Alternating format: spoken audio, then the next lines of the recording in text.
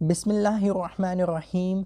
बेशक कुदरत ने इंसान की बनावट में मुख्तलिफ़ किस्म के कुछ ऐसे निशानात और अलामात रखे हैं जिन्हें गोया तकदीर समझना चाहिए।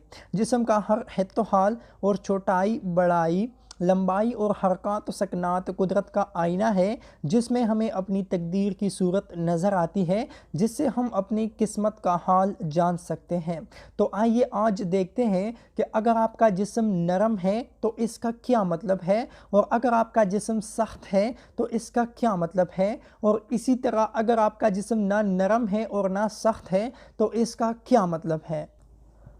तो अगर आपका जिस्म सख्त है तो इसका मतलब है इस्तिक़लाल तबा, अक्लमंदी, आले हिम्मती, जुर्रत और शुजाअत की अलामत है। और अगर आपका जिस्म नरम है तो ये पुस्त हिम्मती, डरपोक होने और मामूली सी मुश्किल से मुस्तरब हो जाने की निशानी है। मतलब ये है कि मामूली सी मुश्किल से वो लोग डर जाते हैं जिनका जिस्म नरम हो। अगर आपका जिस्म ना नरम है और ना सख्त है तो इसका क्या मतलब है? इसका मतलब है कि दिल की सफाई और नेक तबी की निशानी है। ऐसे शख्स का रुझान नेक कामों की तरफ ज़्यादा होता है।